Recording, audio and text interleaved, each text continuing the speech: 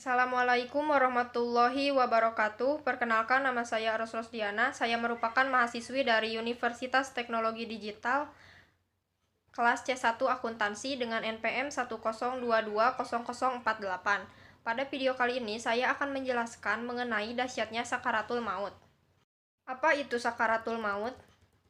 Sakaratul maut adalah penghentian kondisi pernapasan, denyut nadi, dan tekanan darah, serta hilangnya menanggapi rangsangan eksternal, ditandai dengan penghentian aktivitas otak atau penghentian fungsi jantung dan paru-paru diselesaikan. Sedangkan menurut buku Makna Kematian Menuju Kehidupan Abadi oleh Kiai Haji Muhammad Solihin, disebutkan bahwa sakaratul maut ini semacam proses hilangnya kesadaran akibat terkuaknya tabir pandangan ke alam akhirat yang diikuti dengan lepasnya roh dari jasad. Sakaratul maut dan kematian adalah kedua istilah yang sulit dipisahkan, serta sebuah fenomena yang terpisah. Seberapa sakitkah sakaratul maut?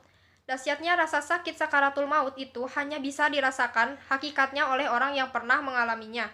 Sebagaimana sabda Rasulullah Shallallahu Alaihi Wasallam, sakitnya sakaratul maut itu seperti 300 kali sakitnya tusukan pedang. Hadis riwayat Abu Dunya. Rasa sakit yang luar biasa dan tidak terbayangkan. Bertaubatlah. Maka dari itu, kita harus senantiasa bertaubat dan memohon ampunan dari Allah Subhanahu wa Ta'ala.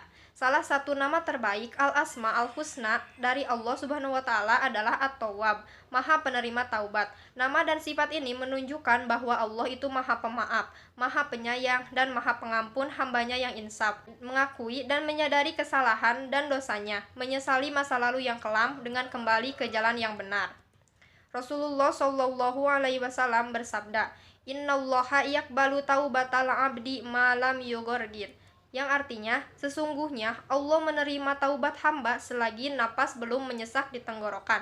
Hadis riwayat At-Tirmidzi.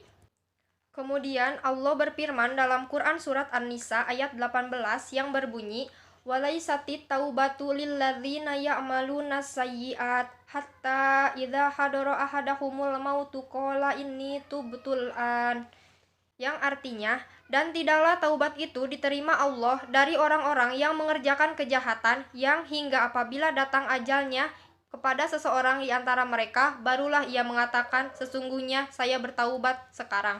Quran Surat An-Nisa ayat 18. Sakaratul maut. Pertama, petaka dan sakit tercabutnya nyawa. Kedua, petaka menyaksikan sosok malaikat maut dan rasa gentar serta takut begitu melihatnya. Ketiga, petaka yang dialami oleh orang-orang yang durhaka itu menyaksikan tempat mereka di neraka. Nabi Shallallahu Alaihi Wasallam bersabda, tidak akan keluar dari dunia salah seorang di antara kamu sebelum ia tahu di mana tempat kembalinya dan sebelum diperlihatkan tempatnya di surga atau di neraka. Hadis riwayat Ibnu Abi Dunya. Kemudian Nabi Shallallahu Alaihi Wasallam bersabda, perhatikanlah 3 hal pada orang yang tengah sakaratul maut. Jika keningnya berkeringat, berair kedua matanya, dan kering kedua bibirnya, berarti rahmat Allah telah turun kepadanya. Tetapi jika ia kelihatan seperti orang yang tercekik, memerah warna kulitnya, dan pucat kedua bibirnya, maka itu adalah akibat azab Allah kepadanya. Hadis riwayat At-Tirmidzi. Sekian materi yang dapat saya sampaikan. Mohon maaf apabila dalam penyampaian materi terdapat banyak kesalahan dan kekurangan. Semoga materi tersebut dapat bermanfaat bagi kita semua. Wabillahi taufik wal hidayah. Wassalamualaikum warahmatullahi wabarakatuh.